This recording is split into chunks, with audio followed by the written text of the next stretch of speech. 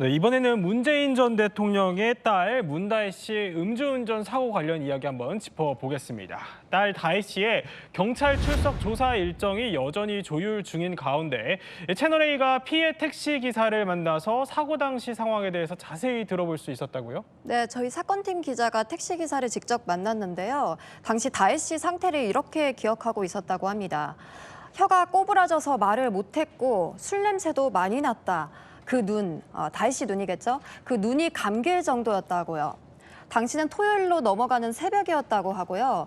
이태원 주변에 사람도 많고 차도 많아서 만약 다혜 씨 캐스퍼가 자기 택시랑 부딪히지 않았다면 더 큰 사고로 이어졌을 수도 있었을 거라고 했답니다. 피해 기사는요, 사고 직전에 다혜 씨가 신호 위반을 한 정황도 바로 옆에서 목격했다고 합니다. 저희가 그동안 보여드린 CCTV 영상 속에 피해 택시 차량이 있었던 건데 당시 영상을 좀 다시 보겠습니다. 네, 일단 술자리를 마친 직후에요. 다혜 씨가 이태원역 교차로에서 좌회전을 하다가 멈칫을 하는데 지금 차량이 2차선에서 갑자기 좌회전을 가고 있죠. 그러면서 교차로에서 잠깐 멈춥니다. 이때 저 앞에 노란색 동그라미에 있는 검정색 차량, 이게 바로 피해 택시입니다. 택시기사는요, 다혜 씨 차량을 보고 직진 신호에 막 들어와서 저 차 왜 저러지? 이렇게 생각을 했다고 합니다. 그리고 경찰관이 바로 앞에 있는데도 다혜 씨가 적발되지 않은 게 신기하다고도 했습니다. 네, 사고가 난 뒤에요. 다혜 씨는 한동안 운전석에 앉아 있었다고 합니다. 피해 택시 기사가 다가온 지 2분 50초 정도 후에 차에서 내렸다고 하는데요. 이때 기사가 이거 어떻게 하죠? 이렇게 묻자 문 씨는 이렇게 답을 했다고 합니다. 어떻게 했으면 좋겠어요. 이 한마디가 끝이었다고 해요. 해당 기사는 당시엔 다혜 씨가 문 전 대통령의 딸인 줄은 전혀 몰랐다고 하는데요. 취재진에게 기사를 보고 나서야 다혜 씨였던 걸 알았다고 밝혔습니다. 그런데요, 김 기자, 피해 택시 기사가 문다혜 씨와 형사 합의를 마쳤다고 들었는데 맞나요? 네, 저희 어제 사건팀 단독 취재에 따르면요. 피해 택시 기사는 다혜 씨랑 형사 합의를 마쳤고요. 상해 진단서는 내지 않기로 했다고 전해집니다.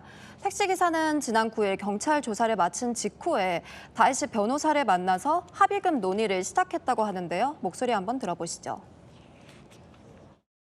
진단서를 안 낸다고 내 그런 것 같은데 경찰한테 변호사가 얼마 제시하기를 했다고. 그래서 뭘 제시를 하냐고 변호사가 제시하려고 하게 알겠다고. 그래갖고 한 거예요. 경찰관이 변호사님한테 문자가 왔는데 뵙기 쉽다. 그래갖고 저 변호사 전화번호하고 문자로 보냈더라고요. 다혜 씨는 합의를 마치고 난 다음에요, 변호인을 통해서 이 피해 택시 기사에게 손편지를 보냈다고 합니다. 피해 택시 기사 이야기 이어서 좀 들어보시죠.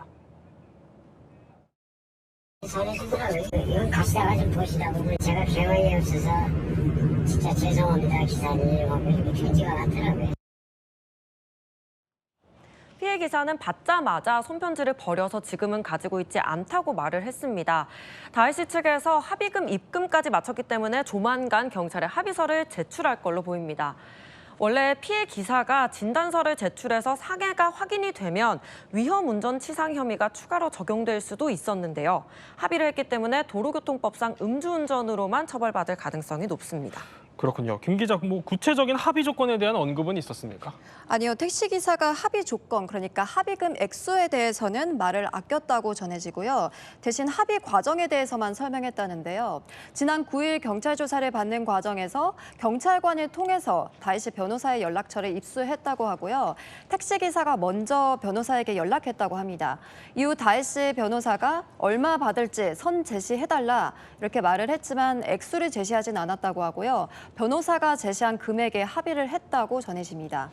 그렇군요. 이런 가운데 서 기자, 문재인 전 대통령의 전 사위 서모 씨의 타이 이스타제 특혜 채용 의혹을 수사 중인 검찰이 이번에는 방북 전세기도 수사를 하고 있다, 이런 소식을 들었습니다. 갑자기 왜 그런 거죠? 네, 이 검찰이 문 전 대통령 일가에 대한 수사의 속도를 높이고 있는 모양새입니다.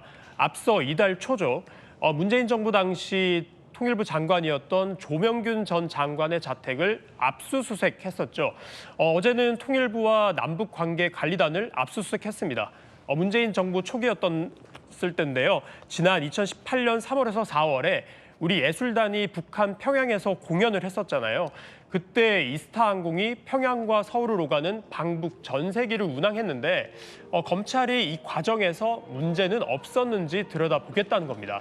당시 가수 조용필을 비롯해 이선희와 백지영 등이 방북 전세기를 타고 평양으로 떠났었는데요. 그 장면 준비했습니다. 잘 다녀올게요. 좀 긴장되기도 하고요. 기분 어떠세요, 지금? 뭐 좋습니다. 뭐 여러 가수분들하고 같이 가니까 또 설레고. 비행기는 방금 평양에 도착했습니다. 손님 여러분, 다시 한번 저 이스타항공과 함께 해주셔서 대단히 감사합니다. 평양에서 시간이 여러분들의 마음에 뜻깊은 기억으로 간직되시길 바랍니다. 그런데 검찰이 갑자기 방북 전세기를 왜 들여다보는 걸까요? 당시 상황을 살펴보면요. 대북 제재 때문에 평양에 갈 비행기를 바로 못 구하는 상황이었습니다.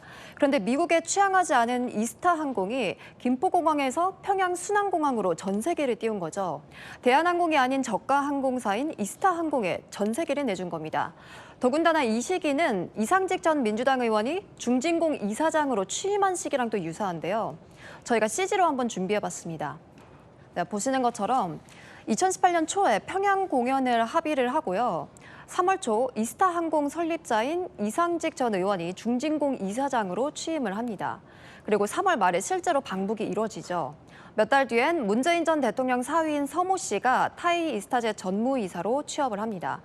검찰은 이상직 전 의원이 서 씨에 대한 취업의 대가로 문재인 정부로부터 중진공 이사장 자리뿐만이 아니라 방북 전세기로 선정되는 혜택까지 받았을 수 있다고 의심을 하고 강제 수사에 접어들었습니다. 그런데 이 의혹은요, 문달 씨의 전 남편, 그러니까 문 전 대통령의 전 사위죠. 이 서 씨에 대한 부정채용 고발장에는 포함되지 않은 내용입니다. 그래서 우선은 이 사건에 대해서는 문재인 전 대통령과 이상직 전 민주당 의원의 지원 관련성을 확인하는 수준으로만 수사가 진행될 것 같습니다. 이상직 전 의원 측은요, 사위 채용과 방북 전세기는 2018년에 이뤄졌고 내가 공천을 받은 건 2년 뒤인데 이 둘을 연결짓는 건 무리라는 입장입니다. 네, 어제 기획재정위 국세청 국정감사에서도 이 다혜 씨가 언급됐습니다. 탈세 의혹과 관련한 질의가 나왔거든요. 강민수 국세청장은 특정 개인에 대해 말씀은 드릴 수 없다면서 세금 측면에서 어떤 문제가 있으면 들여다볼 필요가 있을 것 같다고 밝혔습니다. 네, 수사가 어떻게 진행될지는 더 지켜보기로 하고요.